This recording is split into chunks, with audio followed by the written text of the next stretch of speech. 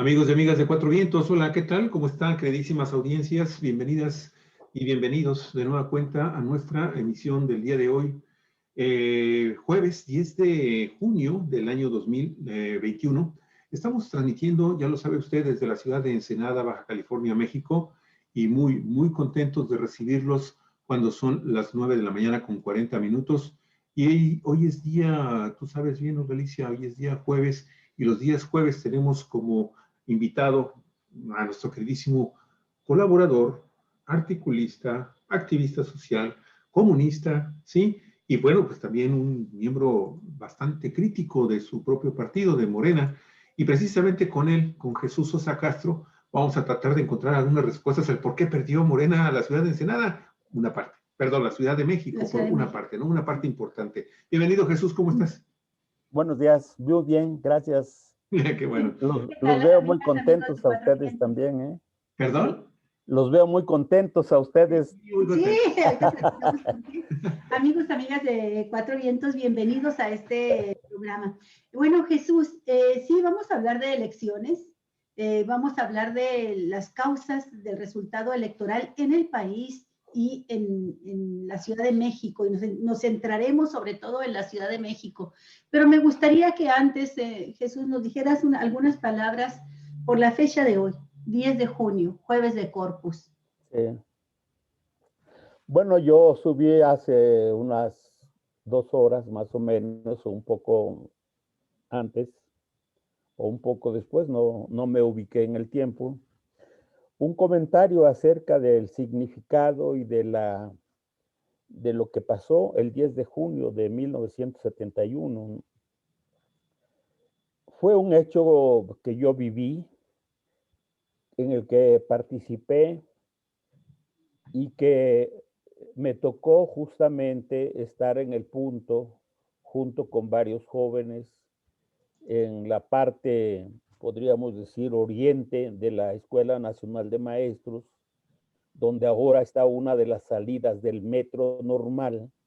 Estábamos allí, veníamos de la Escuela de Medicina del Politécnico en marcha, y allí nos topó el grupo de los halcones.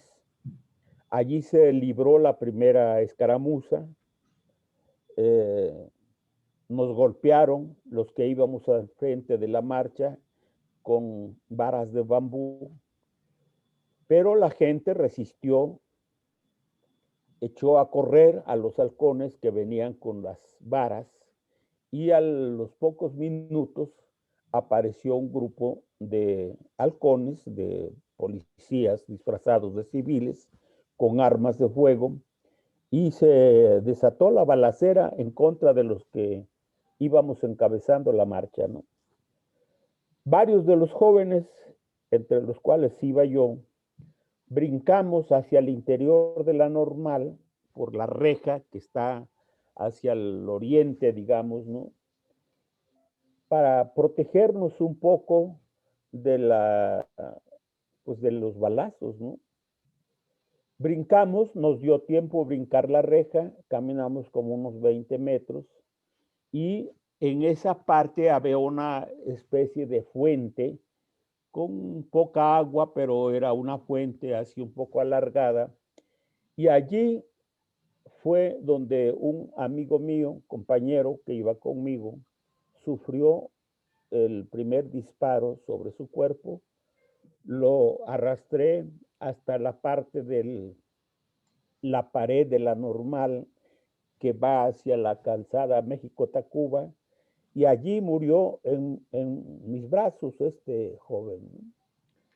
Obviamente, los que pudimos entrar a la normal, pues nos dispersamos porque el espacio de la normal es bastante amplio, y a los halcones, a los que nos agredieron, no les era fácil atraparnos, perseguirnos al interior de la normal, y solo alcanzaron a golpear y a matar a la gente que quedó en la calle por la calzada México-Tacuba y por la calle Avenida de los Maestros, que fueron los lugares, las calles en los que se produjo la matazón en contra de los estudiantes. Bueno, de entonces a la fecha han pasado muchas cosas. Eh, Después de que salimos de la normal, a las varias horas después, yo tuve la fortuna de ser encontrado por jóvenes de la Juventud Comunista. Me andaban buscando porque íbamos con la encomienda de encabezar la marcha y desaparecí por algunas horas. Me buscaron, me encontraron, me protegieron y en ese esfuerzo de protección estaba Luciano Concheiro, actual funcionario de la, del gobierno de Andrés Manuel López Obrador. Secretario de Educación Superior. Sí, exactamente, como responsable de educación superior. Y un compañero que era hijo de un funcionario, de un demócrata, que ahora está en los Estados Unidos y que ahorita se me escapa su nombre. Fueron los dos que me protegieron, que me escondieron en el sótano de una casa, ahí por Avenida de los Maestros. Y bueno, pues de esa manera me salvé, ¿no? Pero este hecho lamentable, como ustedes están viendo allí en la pantalla en este momento, pues era una represión bárbara. La gente, el pueblo, los vecinos que vivían en esos lugares desde las azoteas, les aventaban macetas llenas de tierra y de plantas a los policías y a los halcones en busca de aminorar la agresión y de contribuir también a, pues, a evitar la matanza, ¿no? Sin embargo, pues como ustedes saben, finalmente fueron cientos de jóvenes que aún no se tienen los nombres completos de todos ellos, pero que fueron varios cientos de personas que fallecieron en este fatídico día, ¿no? Del 10 de junio. Y bueno, pues a varios años eh, los recordamos todavía y esperamos que de alguna manera pues se haga justicia. Hoy el presidente pidió perdón a, las, a los familiares de las víctimas, pues porque está en la posibilidad de hacerlo, porque no es un gobierno que representaba ese tipo de conductas políticas y ese tipo de gobiernos, ¿no? Pues este sería mi comentario sobre esta fecha, Luis y Olga, ¿no? Híjole, es para un programa completo porque pues eres un testigo de primerísima mano, uno de los protagonistas del movimiento y uno de los jóvenes de aquel tiempo que pues sufrió esa represión. Yo creo que nada más es importante decir que ahora cuando escucho, sobre todo a personas jóvenes, decir que Andrés Manuel López Obrador es antidemocrático, o a personas tan de mala leche como los que encabezan la oposición, y sobre todo Jesús Zambrano, que conoce estas historias, que en Ajá. aquel tiempo él era un joven revolucionario con 3 R's. Decir que este gobierno nos lleva a la dictadura, Sí, sí, es un sí. tirano López Obrador. Bueno, pues caray, ¿cómo es posible que se omitan estos episodios de la historia con gobiernos verdaderamente represivos que actuaban con cara de demócratas y con mano dura como las dictaduras bananeras? Esta foto que tú estás viendo ahorita, que está en la pantalla, A ver, te la es, pongo, es justamente el lugar en el que nosotros estábamos y nos brincamos hacia el interior, mira, y seguramente que este tipo que está con el rifle en la mano, disparando hacia adentro donde estábamos nosotros, seguramente que fue el asesino de mi compañero que cayó pues a unos 30 metros adentro de la normal, ¿no? Pero ahí está, ese es exactamente lo que yo digo que sucedió en ese momento, ¿no?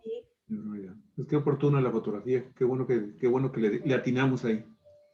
Sí, Jesús, entonces decía que no es una historia que haya concluido, que pasaron 50 años, la impunidad continúa y la memoria está viva en personas como tú, en quienes nos enteramos, y que hay que pasarla de generación en generación y esperando que en cualquier momento, por ejemplo, ahora, Jesús, si es que se da la consulta programada, aprobada ya por la Suprema Corte y el Poder Legislativo para juzgar a los actos políticos del pasado, pues salen todavía responsables. Ya murió Díaz Ordaz, ya es un cadáver viviente. Mira, que está ahí. Un cadáver insepulto, Luis Echeverría, pero ahí está todavía riéndose, ¿verdad? Sí. Lo vi en la fotografía donde fue a recibir su vacuna contra el COVID. Y hay un juicio de la historia que tiene que caer sobre él, tiene que hacerse justicia sobre eso. Es la segunda masacre de estudiantes después de la del 2 de octubre de 1968 que marcaron los regímenes priistas represores a más no poder.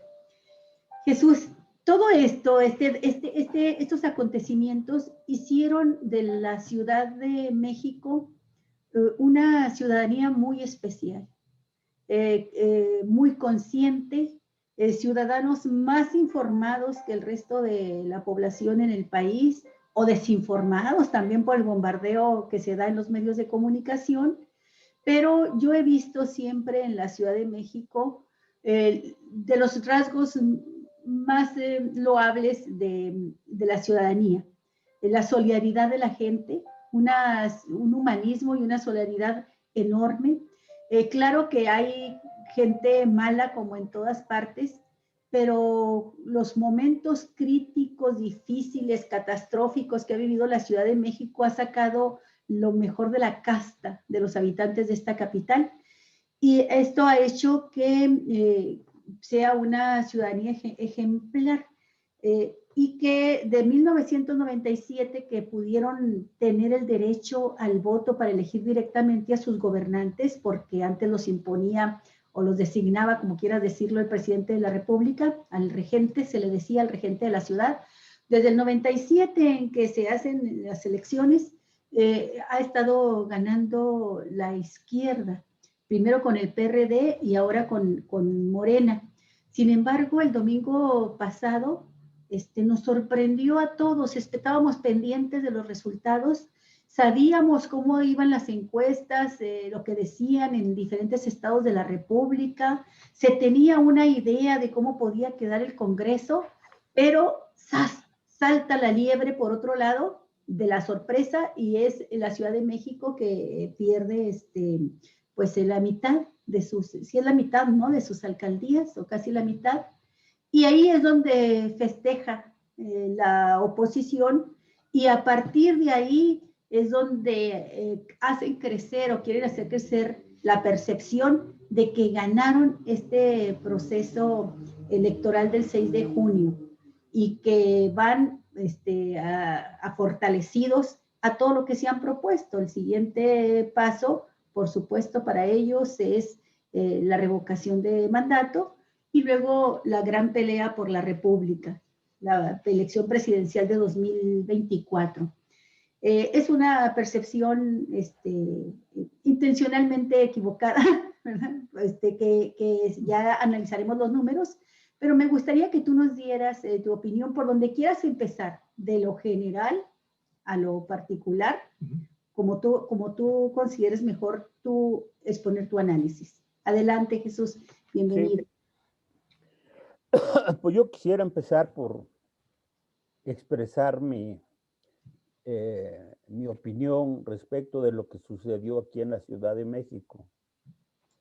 Es verdad que la Ciudad de México se ha convertido desde años antes, desde que ganó por primera vez la izquierda esta ciudad, pues en el bastión principal en el que se han concentrado la lucha y la defensa de los derechos fundamentales de la población, de los citadinos, ¿no?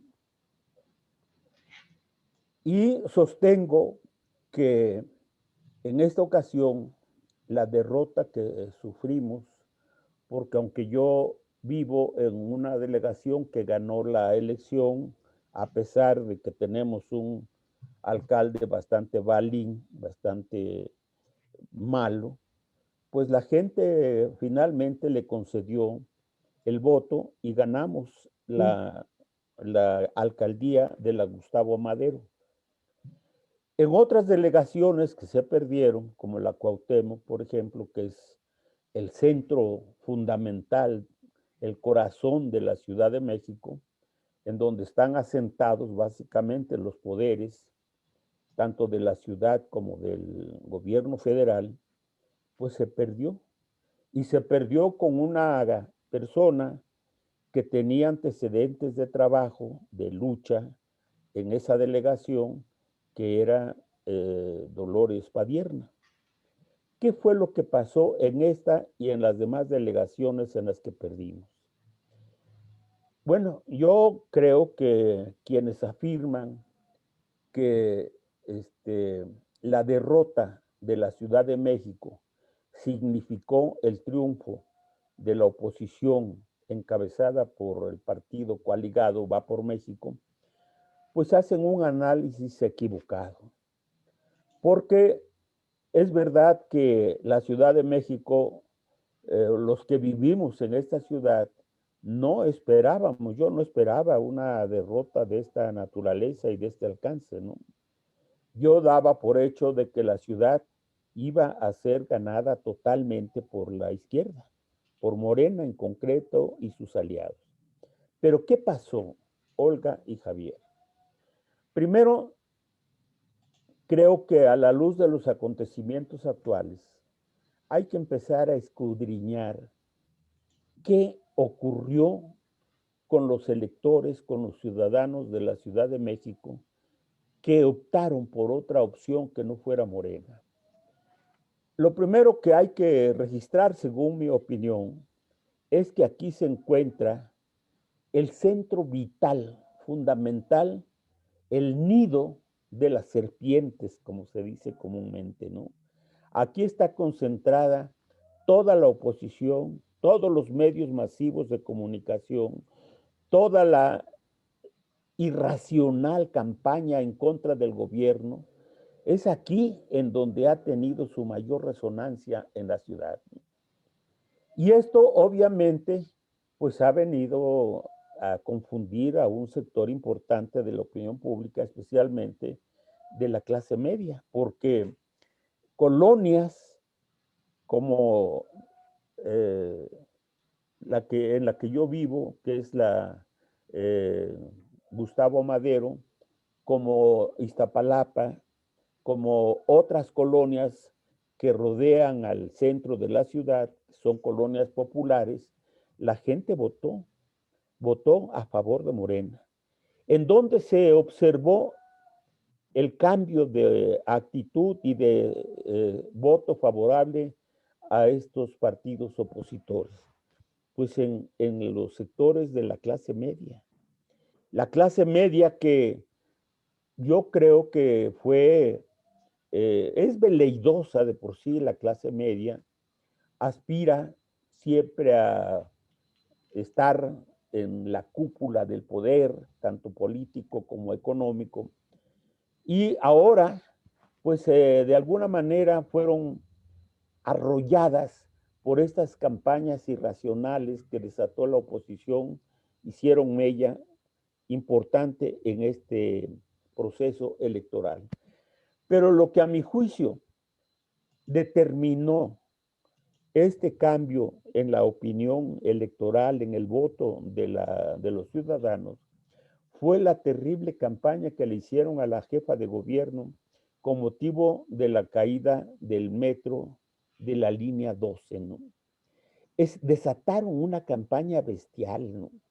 Diciendo, primero poniéndola a ella como la responsable directa de esta tragedia. Luego, después de que se produjo el incidente, la hicieron responsable desatando una campaña de que se habían olvidado, de las víctimas, que no las había atendido, que estaba alejada y que no le importaba lo que estaba sucediendo. Cosa también falsa. Eso no sucedió.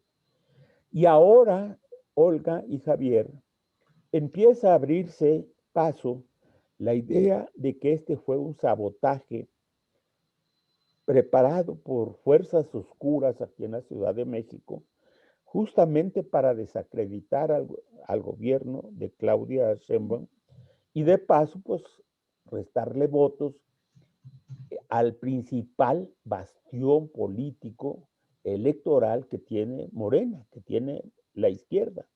A ver, Y yo Jesús, creo que detente por favor un momento ahí.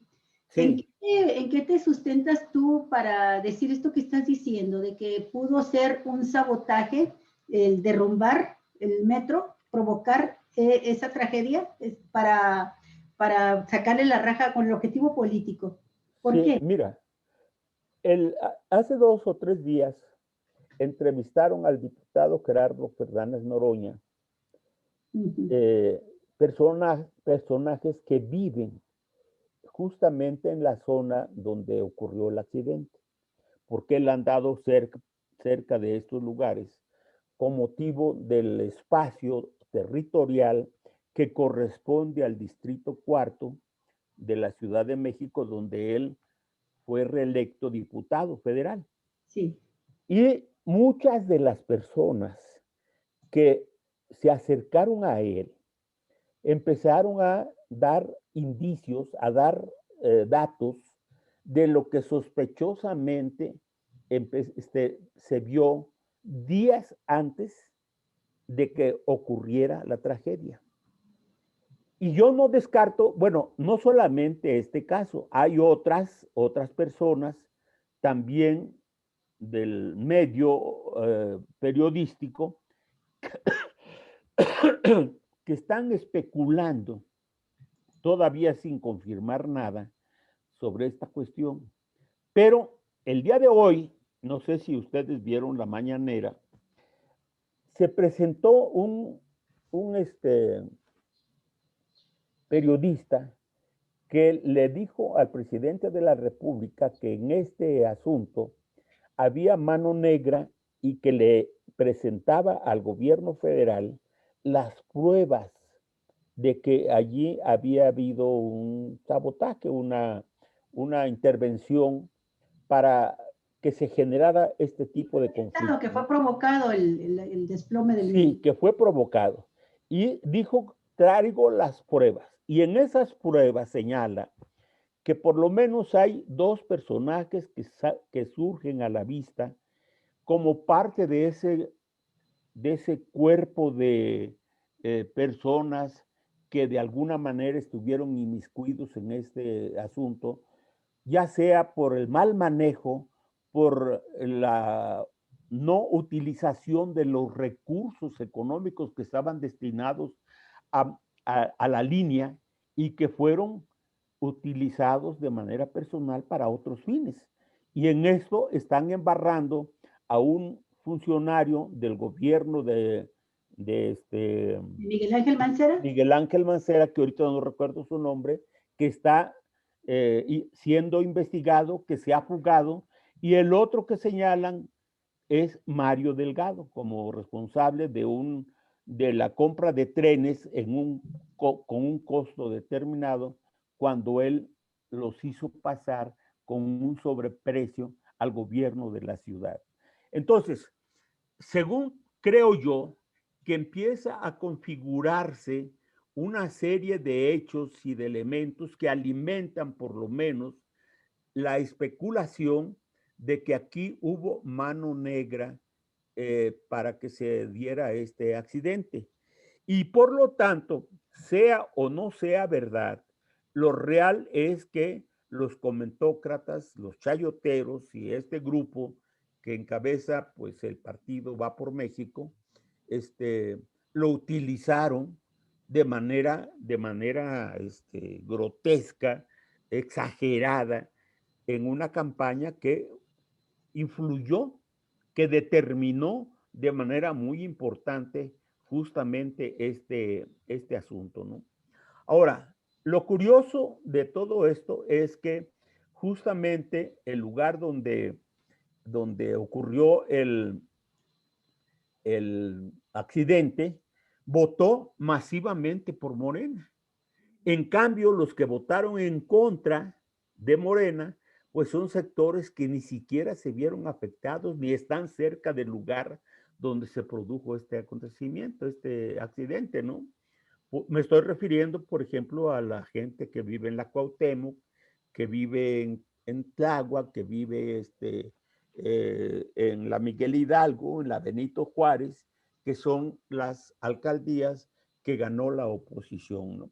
Entonces, aparte de estos elementos, Olga, me consta que el día viernes y sábado anteriores al domingo de la elección, miles, millones de mensajes en la madrugada del sábado por la madrugada y del viernes por la madrugada, estuvieron enviándose a miles, a millones de personas aquí en la Ciudad de México, presentando la idea de que no había que votar por Morena porque estaba convirtiendo al país lo estaba destruyendo, pues, ¿no? Y que el gobierno era un gobierno autoritario, un gobierno que nos llevaba a la dictadura, y mucha gente que no se entera, si no es que por la radio y por la televisión, que por cierto, pues creció el número de oyentes y de personas que ven la televisión con motivo de la pandemia, porque la gente estaba encerrada, Olga, ¿no? Estaba encerrada casi siempre viendo la televisión y oyendo a los noticieros que obviamente estaban jugando un papel, distorsionando las cosas y haciendo todo para confundir a la opinión pública y restarle el mayor número de votos posible.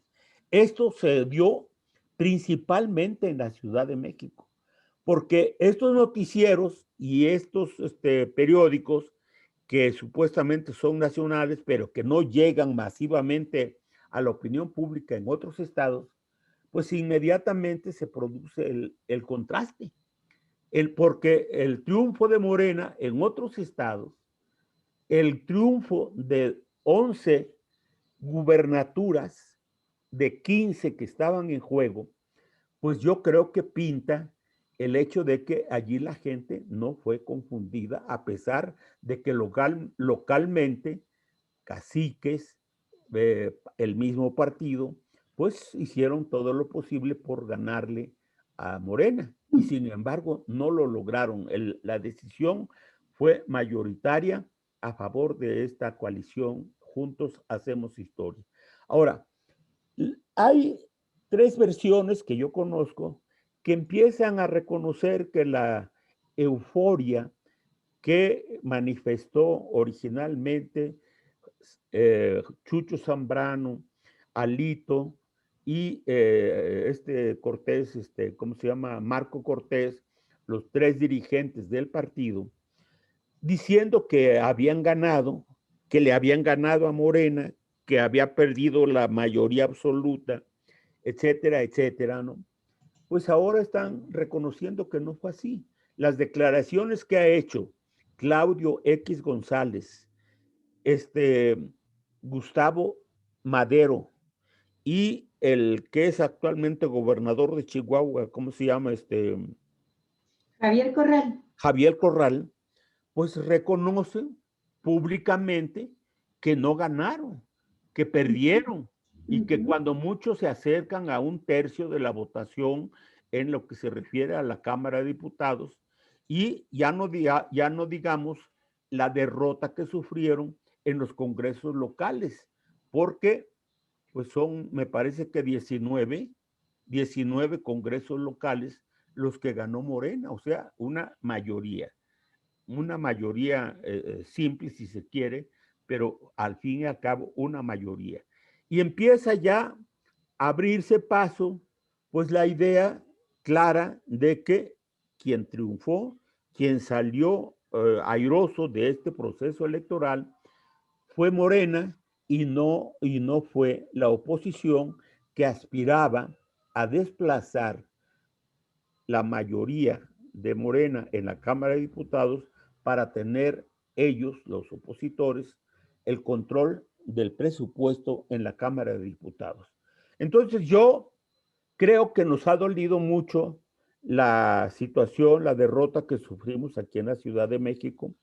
Hay una serie de explicaciones, estas que yo he anotado, pero hay una que para mi juicio es fundamental.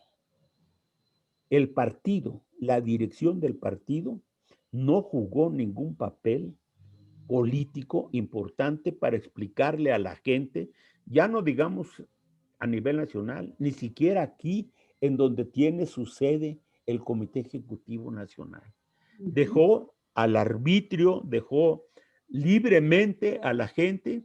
Los candidatos no hicieron campaña, se montaron en la idea de que si se hablaba a nombre de Andrés Manuel y a nombre de Morena, eran elementos suficientes para ganar la elección. Y ya se vio que no es así.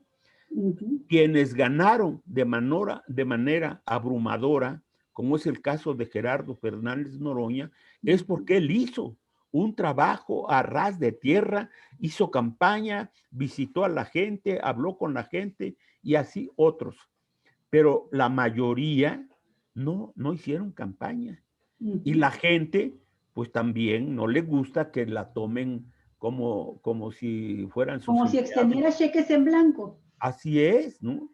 Entonces, este asunto merece una discusión profunda, seria, y buscar la manera de recuperar estas alcaldías para los procesos que vienen. Entre otros, el proceso del año próximo de la revocación del mandato y luego la elección presidencial del 2024. Entonces, así veo yo las cosas de entrada, Olga y Javier. Anselmo, permíteme un momentito, Jesús, estoy en modo fantasma porque estoy compartiendo, varias cositas acá. Pero, sí. Mira, Anselmo Lara, a quien le agradecemos mucho su comentario, expresa lo siguiente y me gustaría mucho escuchar tu opinión, mi estimado Jesús. Dice, la izquierda mexicana son de lo más patético. Mientras unos mueren por la causa, otros se aprovechan de los logros. Hace falta quien organice a las tribus, así no se puede, y nos manda saludos. Muchas gracias, Anselmo, por tu comentario. ¿Qué opinas? Sí, bueno, yo creo que tiene una gran dosis de razón, ¿no? Aunque las tribus que le dieron mate al PRD no son exactamente las mismas que hay en Morena. Lo real es que para que las cosas no se resuelvan como se resolvían en el PRD, pues se requiere de una dirección que agrupe, que dé ideas, que programe y que tenga una línea política clara respecto de lo que quiere. Porque si no hay eso, entonces cada candidato pone en juego sus ocurrencias y algunos ni siquiera eso, porque no tienen mayor cosa que decir y que proponer, ¿no? Yo he oído algunos comentarios, incluso de los que ya son candidatos triunfantes, y lo que dicen da pena ajena, porque no saben exactamente expresar qué es el contenido de su futuro trabajo. Ni siquiera saben cómo ganaron y por qué ganaron. Entonces, todo esto, pues tiene que ver con una especie de retroalimentación entre dirigentes y base, y dirigidos, ¿no? Y eso no existe. Mario Delgado Cantinflas. Mario Delgado Cantinflas. Sí. Mario Delgado, pues se dedicó a recorrer los lugares en donde podía ser de alguna manera el centro de la atención de la gente, para que le aplaudieran, para que le limpiaran un poco el rostro. pero a otros lugares no se presentó porque la gente lo rechaza, y lo rechaza justamente por su actitud frente a las candidaturas, frente al desprecio que expresó hacia la base del partido, y hay razón para que la gente esté encabronada con su dirigente, porque hay que hacer un balance crítico y autocrítico del papel que jugaron el Comité Ejecutivo Nacional y los otros órganos del partido que no, que ni olieron eh, ¿cómo se dice? Ni huelen ni hieden, ¿no? Me estoy refiriendo, por ejemplo, después del Comité Ejecutivo Nacional, me estoy refiriendo al ¿cómo se llama el otro órgano donde hay, que El encabeza, Consejo. que encabeza El Consejo Nacional de el Derecho Humano. Consejo Nacional, y las demás comisiones no jugaron absolutamente ningún papel. Y eso obviamente pues se refleja en una situación anárquica, en una situación complicada porque no hay un programa, no hay claridad respecto de cuáles son los objetivos inmediatos de, de estos diputados electos, ¿no?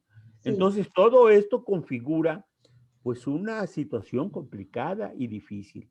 Esto es, a mi juicio, lo que está motivando actualmente preocupación en las filas del partido. Yo creo que si me preguntan si me siento contento, triste o encabronado de cuál fue el resultado final de las elecciones, pues yo digo, yo estoy satisfecho porque vamos a conservar la mayoría simple que teníamos en el Congreso, en la Cámara de Diputados. Exacto. Y me siento contento porque de 15 gubernaturas ganamos 11, aunque Gerardo Fernández Noroña dice que la gubernatura de San Luis Potosí es un triunfo que también está dentro del movimiento, pero vamos a suponer que no es así, que son 11 las gubernaturas ganadas por Morena. No es nada despreciable ese triunfo. No, claro que no, ya el mapa nacional ya es otra la visión que te da, ¿no? Exacto. O sea, exacto.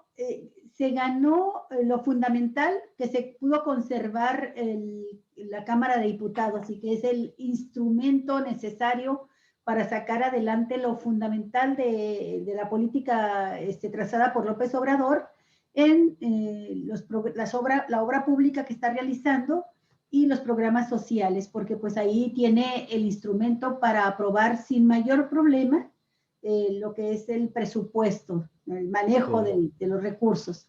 Y eso pues lo tiene garantizado, y ahí hay que hacer el énfasis, como bien lo hizo en sentido autocrítico Gustavo de Hoyos y el propio Javier Corral, voces panistas, de decir no hay nada que celebrar, o sea, fuimos derrotados. Así es. Y fueron derrotados porque las fuerzas quedaron prácticamente igual como estaban, aunque también es cierto que ya vista en detalle, Morena va a depender más de un trabajo finísimo con sus aliados y de la búsqueda totalmente válida, legítima, es la habilidad del manejo político de atraer el voto de algún otro grupo parlamentario o de diputados de otros grupos parlamentarios. Lo digo porque en esta campaña sucia, que no es ignorancia, sino mala fe, estoy escuchando ya voces que dicen, ¿qué piensan de lo que dice López Obrador, de aliarse con el PRI? Y se desatan las redes sociales exhibiendo una cantidad impresionante de mala leche y de ignorancia, ¿no? En el mejor de los casos, ignorancia. Y así, mira, distraen la atención respecto a que el PRI, el PAN, el PRIAN está en la alianza capitaneada por Claudio X González, ¿no? Y también distrae la atención sobre el hecho fundamental de que el quehacer legislativo parlamentario justamente en eso consiste, en poder tejer acuerdos, en poder realizar consensos, ir trabajando consensos para sacar iniciativas. Y así sucedió todo 2019, todo 2020, incluso se sacaron muchas iniciativas y reformas también constitucionales, hasta por unanimidad. O sea, ahí votó el PAN. Esa es la esencia, la naturaleza del trabajo legislativo, pero ya presentan las palabras del presidente que tuvo que explicar con bolitas y palitos cómo está conformada actualmente la Cámara y cómo queda conformada después de esta elección para decir la coalición opositora no ganó nada.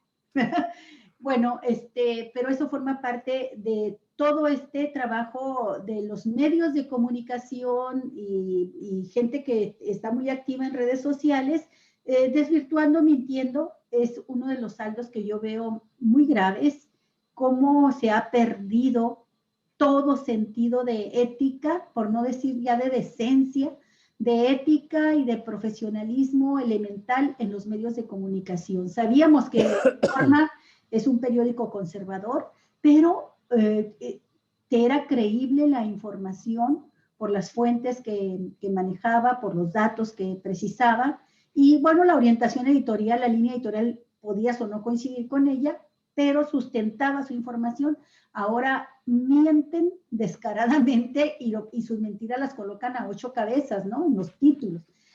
Pero ahí lo que le falta, y a mí me parece que no puedes echar nada más en la culpa a lo que hace la oposición, sino lo que deja de hacer tu partido, tu gobierno, y en ese sentido, pues nosotros, sobre todo Javier, ha estado insistiendo desde el inicio de este gobierno que comunicación social es un área muy débil.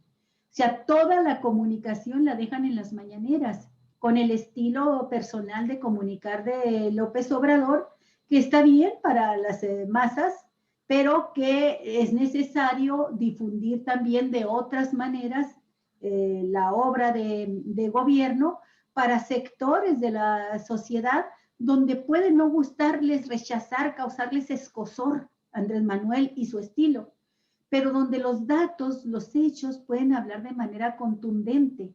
Y aquí falta un trabajo de comunicación social, no solo en el gobierno federal, sino también en el gobierno de Claudia Sheinbaum. Y creo que es una de las áreas que de manera autocrítica tienen que trabajarla. Le hacen falta más instrumentos de comunicación, aparte de la mañanera, al gobierno de López Obrador. Cuando te informan ya a detalle de cosas que se están haciendo, dices, caray, pero si es lo que dice la oposición que no se hace. Son las obras de gobierno que se están realizando. Por otra parte, falta también el trabajo de partido, eso ya tú lo has señalado de manera constante, consistente.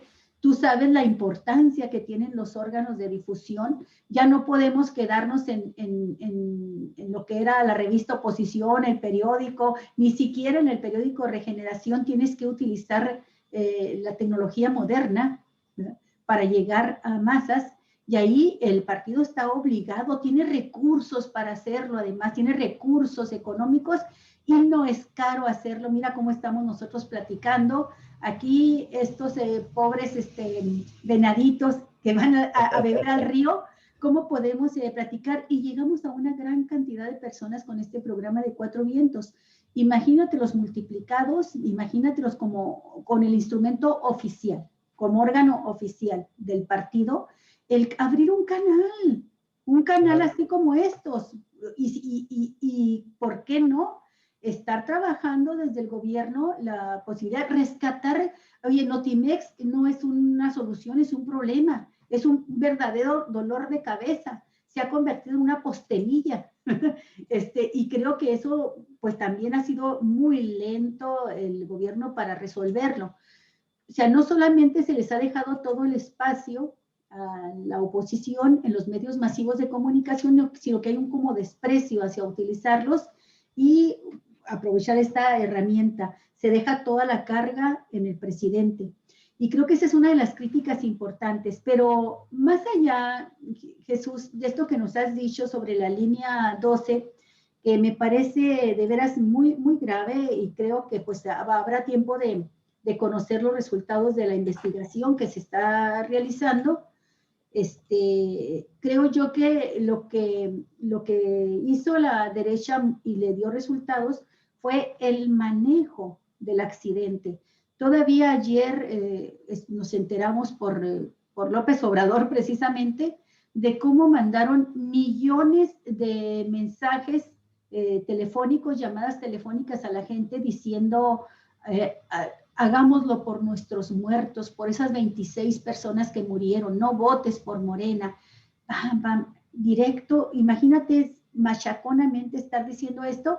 Y bueno, tú mismo lo señalas, en el área donde fue el accidente, donde están las familias, donde vivían las víctimas, el voto fue para Morena.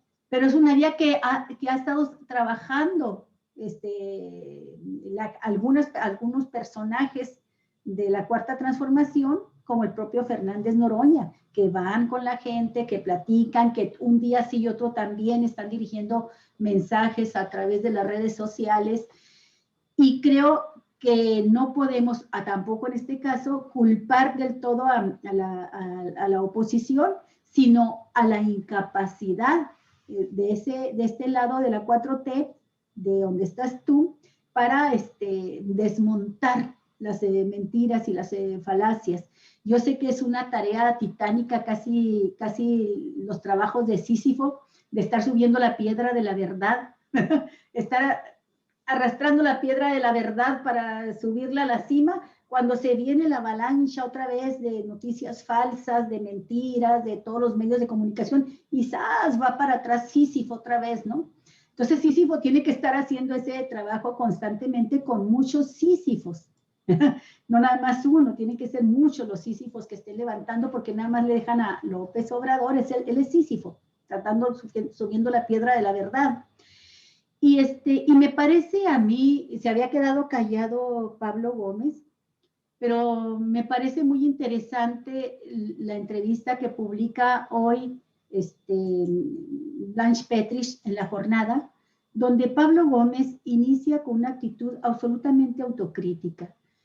Pablo Gómez es uno de los hombres de la izquierda, a propósito de cómo empezamos el programa con el 10 de junio, fue uno de aquellos jóvenes encarcelados que sufrió represión el 2 de octubre, y junto con muchos más, igual que tú, y que ha mantenido firme su trayectoria, su militancia. Podrán criticarle todo lo que quieran, pero no puede nadie negarle la capacidad política, todo lo que significa toda esta trayectoria en cuanto a habilidades desarrolladas como tribuno, como legislador. Es uno, yo creo, de los personajes más importantes de la política mexicana en cuanto a los niveles alcanzados en especializarse en el trabajo legislativo, sobre todo, ¿no? Y también con capacidad para dirigir un partido político. Es un político muy completo, y resulta por demás incomprensible que, habiéndose postulado para la reelección, le ganara un hombre al que yo no dudo, y me quedo corta, no encuentro otra palabra para definirlo, como un esperpento de la política, como es Gabriel Cuadri. Un esperpento para la propia derecha, porque se avergüenza, hasta la derecha se avergüenza de él cuando sale con declaraciones como esa de que México necesitaría deshacerte de estados que son un lastre, es decir, de gente que es un lastre para el país, así lo dice él, como Oaxaca, Guerrero, Chiapas, y que si se deshiciera de esos estados, pues México estaría entre la franja de países de primer mundo. Entonces creo que esta mentalidad fascista, fantoche, no tiene nada, ningún punto de comparación con el político que es Pablo Gómez. Sin embargo, Pablo Gómez pierde frente a este esperpento, y lo que dice en la entrevista es que más que buscar culpables, hay que hablar de los errores de su propio partido.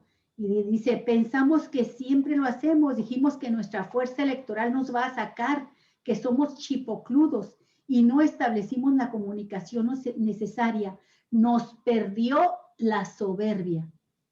Y aguas, porque creo que por ahí es donde tiene que empezar mucho de la autocrítica, que se inmovilizaron, que fueron candidatos que no hicieron campaña, que se confiaron en el nombre que arrastra, en que la gente los reconoce, en que el presidente siempre está haciendo todo lo posible por sacar adelante el proyecto y que los ciudadanos de la Ciudad de México le extienden cheques en blanco a Morena.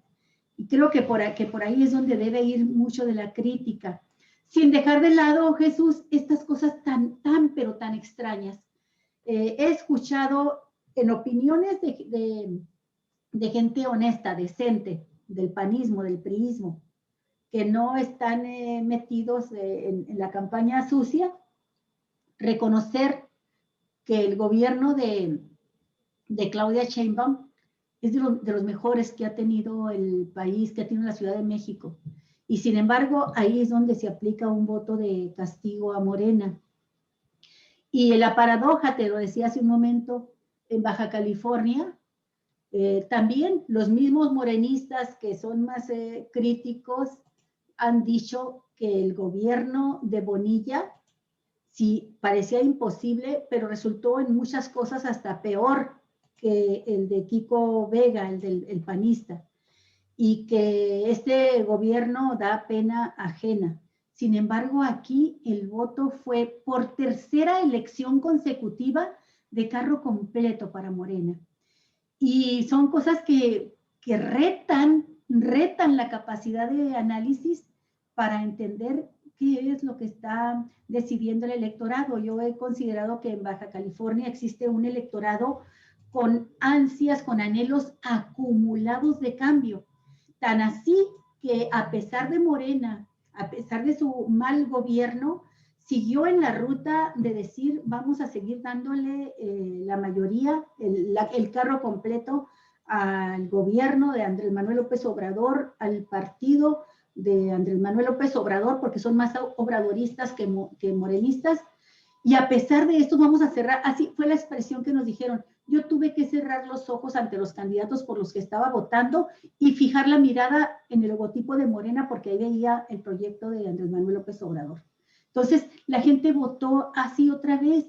Lo hizo en 2018, lo hizo en 2019 y lo volvió a hacer en 2021.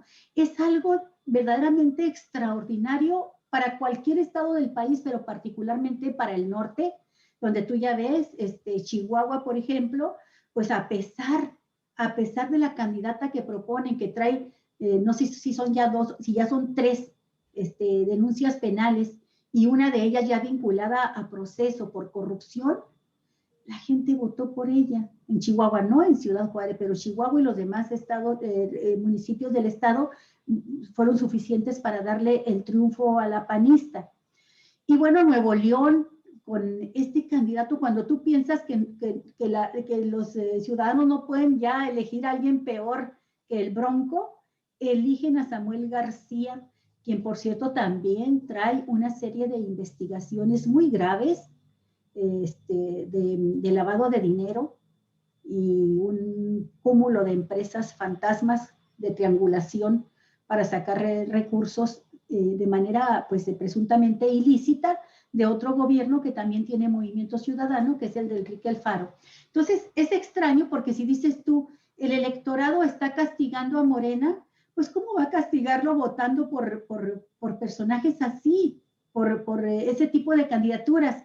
Cuando dices, es que es un castigo a Morena porque no eligió en otras partes los mejores candidatos, donde tuvieron la desgracia de tener candidatos que no son buenos, y resulta que ganan por Morena, o que unos peores que los candidatos morenistas ganan por la coalición opositora. Entonces, es un caso así casi de esquizofrenia, pero esa sería la salida fácil, decir que el electorado enloqueció, cuando en realidad lo que tenemos que ver es qué está pensando la gente, qué es lo que quiere en este momento y qué es lo que necesita hacer Morena.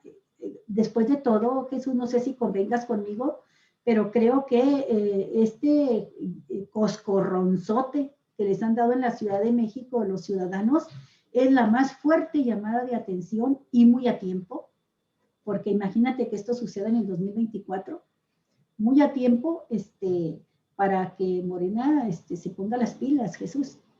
Así es.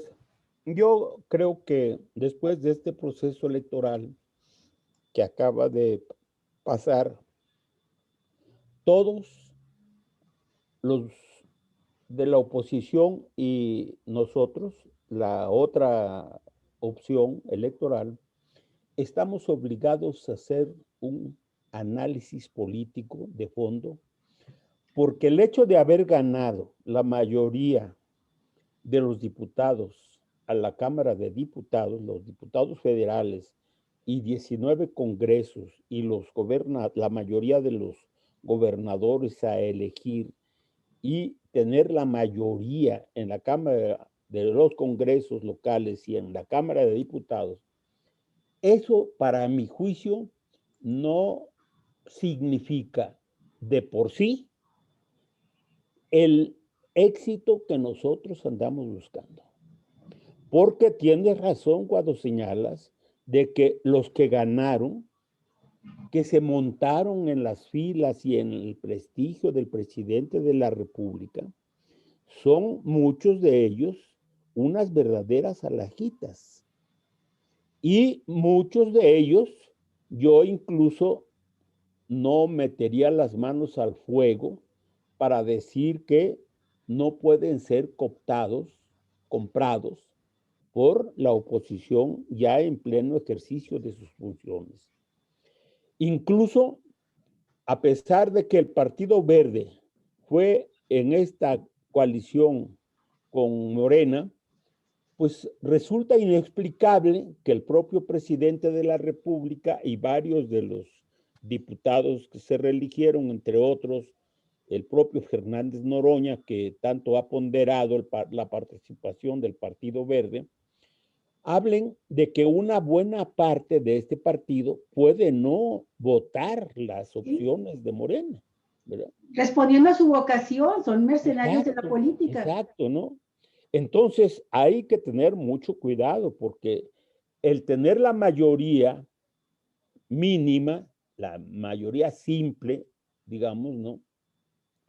No es garantía suficiente para que un presupuesto de egresos pueda ser aprobado, porque de aquí a esa fecha pueden ocurrir muchas cosas, sobre todo cuando del otro lado no solamente hay resentimiento, hay encabronamiento, hay irritación y hay muchos recursos económicos, Olga. Y pueden poner todo esto en juego justamente para estorbar lo más que sea posible la política encabezada por el presidente de la República. Ahora, es verdad que dentro de los grupos parlamentarios puede haber grupos, diputados, sectores de esos partidos de oposición que también estén haciendo un análisis autocrítico de su futuro político y se estén dando cuenta de que, por ejemplo, algunos de ellos, de persistir en sus posicionamientos cerrados, vengativos, distorsionadores, no tienen futuro y en aras de buscar en el futuro continuar con el hueso, continuar, ellos puedan en algún momento desprenderse de sus grupos parlamentarios y hacer alianzas con Morena. Esto también es posible. Sobre todo si tomamos en cuenta que en el caso del PRI, que fue el partido más afectado en este proceso electoral, porque prácticamente no tiene ninguna gobernatura, ganó menos diputados que el PAN. Y el centro vital del que quiere o el que quería ser el futuro candidato del PRI a la presidencia de la República, el tal Alito Moreno, ay, Dios mío, perdió frente a Laida Sansores, a pesar de los millones de pesos que metió. Y bueno, pues ya no hablemos tampoco también de el caso de Eliseo Hernández, el de Movimiento Ciudadano, que también fue apoyado por un grupo disque de origen obradorista, justamente porque fueron cooptados, fueron comprados, no sé qué les hayan ofrecido además de esto, de dinero, justamente porque pues los intereses políticos y económicos de estos grupos están presentes. Algunos de ellos sumamente debilitados y otros no debilitados, como es el caso de Morena, pero con un conjunto de elementos que no tienen ni la capacidad política, ideológica, programática, ni la cultura, ni la decencia necesaria para apoyar en serio las propuestas constitucionales, las reformas constitucionales que provengan del Poder Ejecutivo o de la misma Cámara de Diputados, ¿no? Entonces, yo creo que todos están obligados, como partidos y como dirigentes, pues a examinar la situación que hay en todos los partidos. Unos porque le apostaron a ganar y a desplazar a Morena. Fíjate, Jesús, que en ese análisis que haces de las gubernaturas, pues sí, el PRI perdió todo. Tenía expuestas 8 gubernaturas y las perdió de las 15 que estuvieron en disputa. Pero el PAN tampoco ganó, porque el PAN lo que hizo fue conservar Querétaro y Chihuahua, que tenía, nada más. No avanzó en ninguna otra. Y Movimiento Ciudadano se lleva a Nuevo León con este candidato que no les va a ayudar a crear ninguna fuerza, Movimiento Ciudadano, sino posiblemente en un futuro no lejano estemos en un nuevo proceso de desafuero por todo lo que viene cargando tras sí, ¿no? Y el verde ecologista, pues tú ya lo mencionaste, gana San Luis Potosí, que puedes confiar en él, pues igual que puedes confiar en tu enemigo, ¿no? Claro. Porque bien lo dice, se puede vender en cualquier momento. Entonces, el gran ganador a nivel de los resultados en las gubernaturas fue sin duda alguna Morena. El verde solamente gana San Luis y Movimiento Ciudadano Nuevo León y párale, no hubo más. Pero Jesús, respecto a la correlación de fuerzas en la Cámara de Diputados, y que es donde se expresan las fuerzas políticas de manera más determinante y eficaz para saber si se puede darle viabilidad al proyecto de gobierno o no, viene una etapa muy, muy dura, porque tendrían que tener una habilidad política extraordinaria los morenistas para poder trabajar no solo con la construcción de la mayoría calificada, sino para poder trabajar desde ya la garantía de que no van a haber traidores y de que es posible convencer a otros para aprobar el presupuesto de egresos. Ahora, digo que es lo más difícil porque es el segundo trienio de López Obrador y es donde ya desde ahorita está la disputa por la presidencial, la revocación del mandato. Entonces, lo único que podemos esperar del PRI, del PAN, de la oposición, es que refuercen, que fortalezcan la línea que siguieron opositora y eso dificulta las posibilidades de construir consensos, porque además ya sabemos cómo puede ser la oposición de obstinada y no le importa llevarse al país de por medio si están adelante las posibilidades de obtener mayores migajas de poder en lo inmediato. Y esto va a ser muy difícil, Jesús, y va a ser difícil también para Claudia Sheinbaum, porque también se fortalece la oposición dentro de la Cámara, del Poder Legislativo de la Ciudad de México. Entonces, me parece, Jesús, que aquí no va a quedar de otra más que un cambio muy importante en el gobierno hacia restaurar, apoyar más las clases medias, que son las que están ahorita en disputa, son las que decidieron esta elección en la Ciudad de México, dirigirse más a las clases medias y, como dice Pablo Gómez, escuchar sus demandas que mucho tienen de justo también. Buscar acercarse más a las mujeres, a los grupos, a los movimientos más auténticos, a las demandas más justas, y atraer y gente, sectores que de por sí han sido aliados de la izquierda o han sido de izquierda misma ellos, ¿no? Entonces creo que hace falta trabajar más ahí y por otra, sin aflojar el trabajo con los sectores populares, pero todo esto tiene que ver sobre todo con el partido, con ese punto que tú no has dejado de señalar y dinos qué sigue ahí en el partido, ya para cerrar el programa, Jesús, las tareas, una puntualización de tareas a realizar desde Morena. Sí, yo creo que hay dos cosas fundamentales en Morena que hay que revisar de inmediato, ¿no? Primero, todo lo que tiene que ver con la dirección política del partido. Esto es fundamental, ¿no?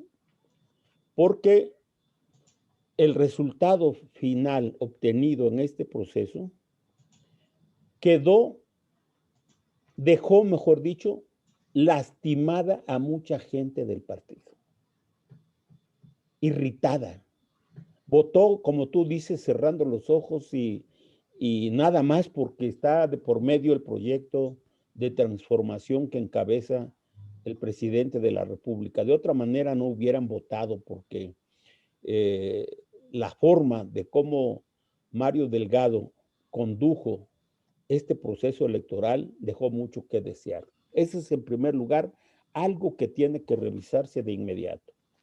Segunda cuestión que yo le concedo una gran importancia es tomar nota de qué fue lo que pasó en la Ciudad de México y tomar las medidas necesarias, no solamente de autocrítica, sino de rectificación de aquellas cosas que hicieron que 6 alcaldías votaran en contra de nosotros.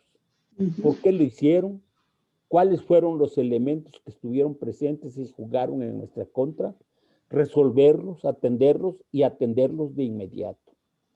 Yo, en la participación que tengo los días martes con varios compañeros de la Ciudad de México y del país a través de Zoom, he señalado que un error que cometió la jefa de gobierno es haber designado a un representante suyo en su papel de dirigente del partido en la Ciudad de México, que no supo entender el momento, no se supo conectar con la gente, cayó en las mismas prácticas viciadas de imponer candidatos y los resultados están a la vista. Eso no puede ser. Tiene que el dirigente de la Ciudad de México cambiarse de inmediato, ver qué fue lo que pasó y elegir con la participación de la gente un equipo de trabajo, aunque no sea exactamente el comité ejecutivo oficialmente estatutario y reconocido, que dirija las cosas de aquí, por lo menos a la hora en que se realice el Congreso Nacional. Esa es la segunda cuestión que creo que es indispensable.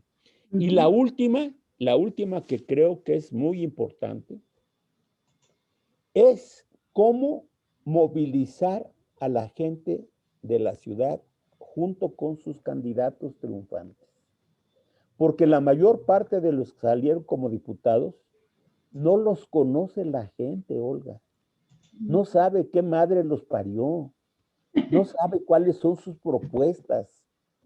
Se votó porque aparecía en la boleta y consideramos que si no se votaba por ellos, pues íbamos a perder la oportunidad de tener mayoría en la Cámara de Diputados. Eso me pasó a mí aquí. Yo voté por quien no estoy de acuerdo con su gobierno y que se reeligió. Pero el otro, la contraparte, digamos, pues estaba peor que por el que yo finalmente voté, ¿no? Y así sucedió con mucha gente. Y entonces todo esto hay que tomarlo en las manos, discutirlo y cambiar lo que haya que cambiar con la urgencia del caso.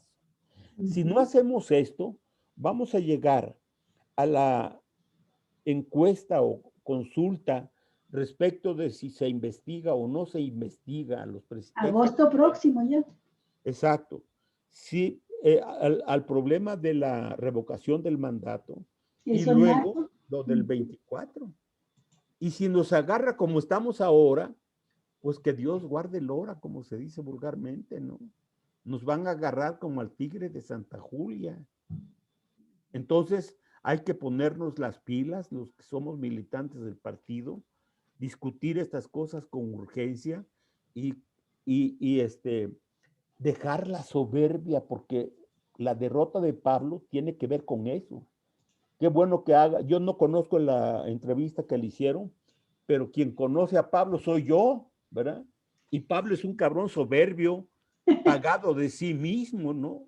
Pero ¿sabes qué? No se trata solamente de Pablo, se trata, Pues sí, hay otros, se trata claro. de la actitud general de Morena, y se nos pierde la soberbia, pero Sí. también dice la elección, y creo que en eso tiene razón, el resultado de la elección en el distrito donde él estaba compitiendo, dice, no tiene que ver ni conmigo ni con Cuadri, o sea, con las características personales de cada quien.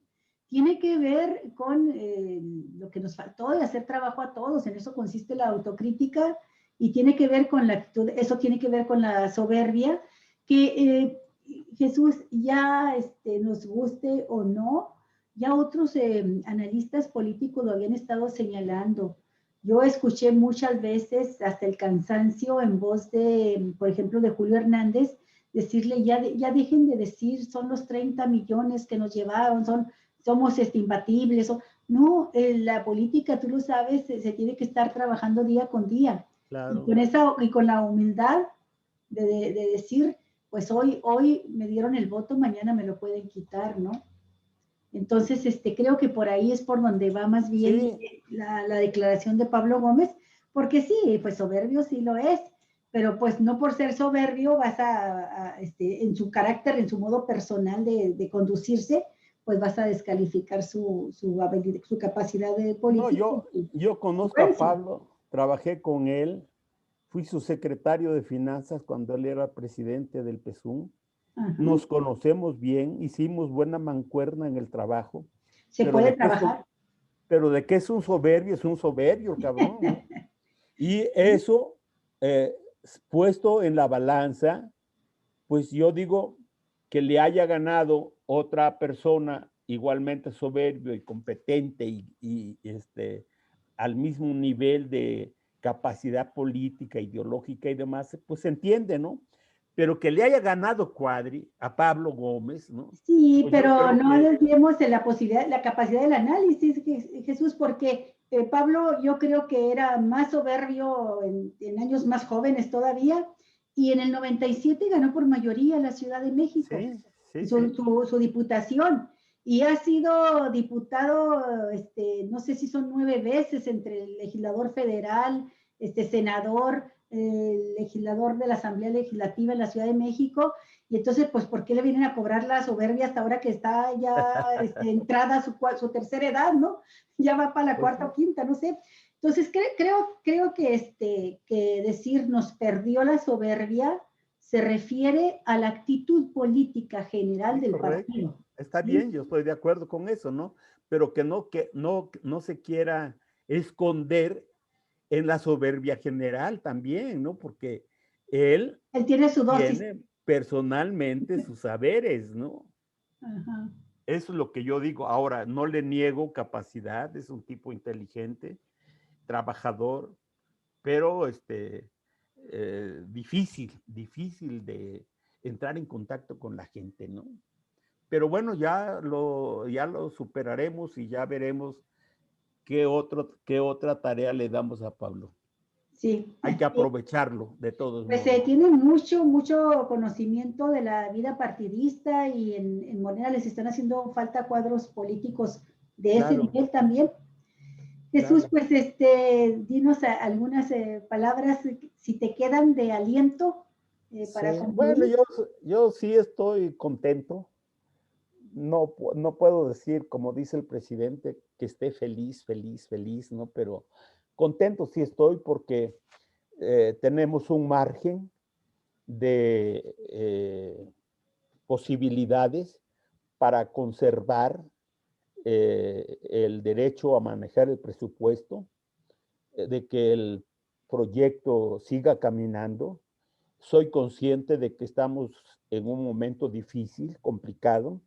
Creo que hay que recomponer nuestro trabajo, nuestras filas.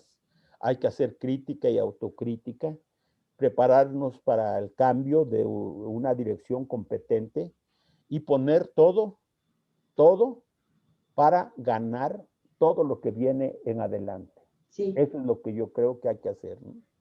Yo creo que también López Obrador estaba feliz y lo mostraba así, porque el contexto en que estaba el país era muy difícil y no lo hemos mencionado por obvio, lo damos por obvio, pero estar en unas elecciones en la pandemia, cuando había un pronóstico de la oposición de que la pandemia iba a ser la sepultura de este gobierno de la Cuarta Transformación, y no fue así, y estar en unas elecciones cuando a consecuencia de la pandemia la economía se cae en un 8.5, menos 8.5%, claro, estamos hablando de que sucedió en todo el país, pero nos toca la parte nuestra.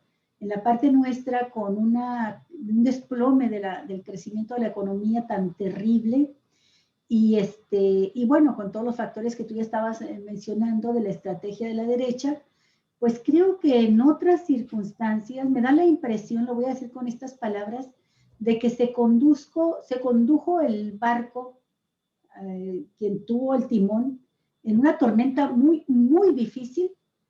Todo estaba creado, todas las condiciones creadas para llegar a una derrota estrepitosa, pero pasando esa tormenta en medio océano, se llega después de las elecciones a un puerto donde el resultado no es nada malo.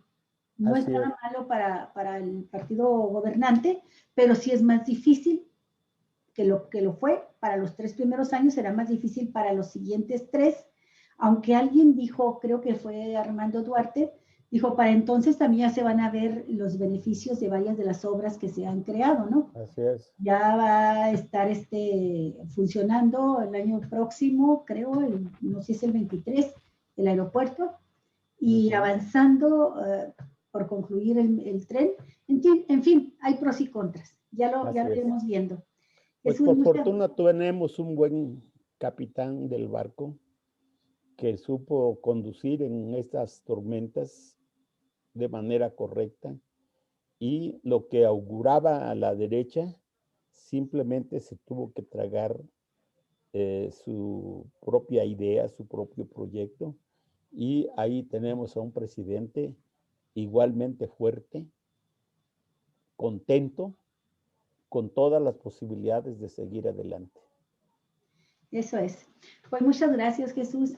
Nos vemos el próximo jueves. Esperemos no tener más sobresaltos. A ver, porque de aquí en adelante todo va a ser más vertiginoso. Sí, así es. Sí. Pues estaremos pendientes de lo que venga.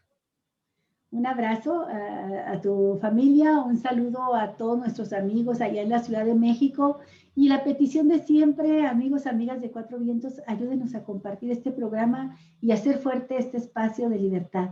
No se vayan, vamos a descansar un poquito y luego continuamos con nuestro programa de noticias de Cuatro Vientos.